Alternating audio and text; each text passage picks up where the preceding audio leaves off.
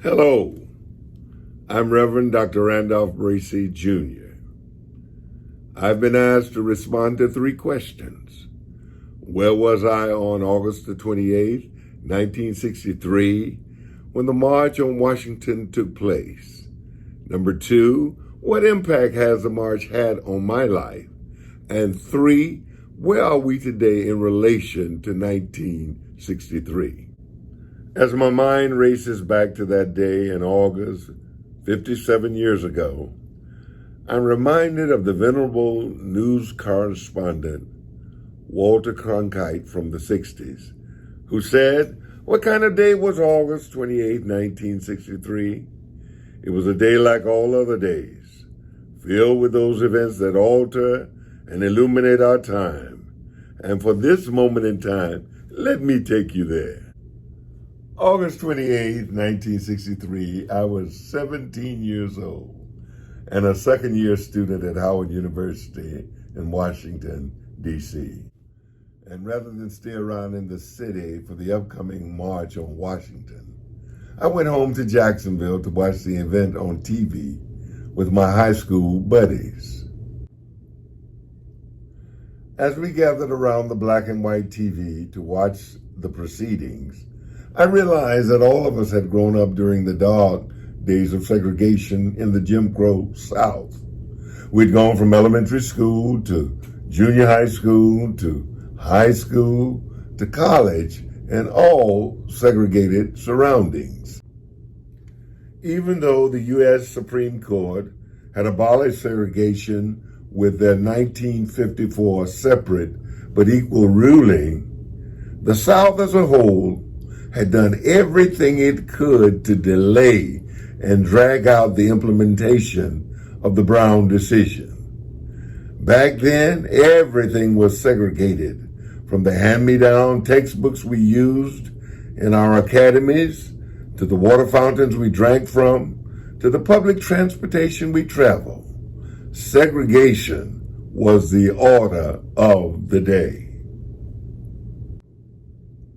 August 28, 1963, was my second time hearing Dr. Martin Luther King Jr. speak.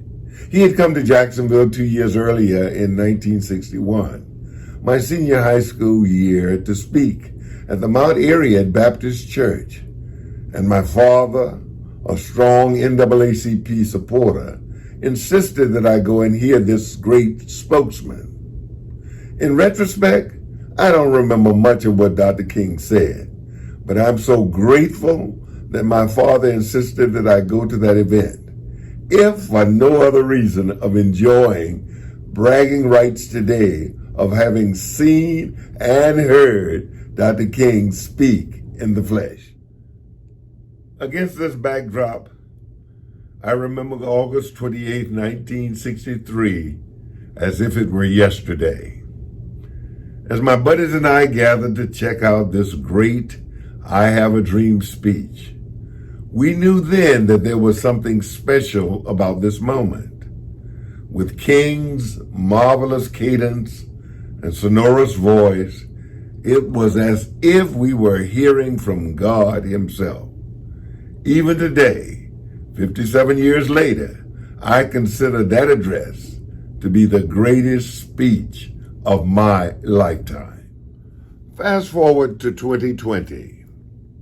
It is apparent that we as a race of people have made tremendous strides since King's speech in 1963, especially with the election of significant numbers of black officials at state and local levels, and the election of Barack Hussein Obama as the 44th president of the United States of America. However, the election of President Donald John Trump in 2016 has shaken our collective conscience and snapped many of us out of the slumber of complacency. Today is the most serious moment of my lifetime.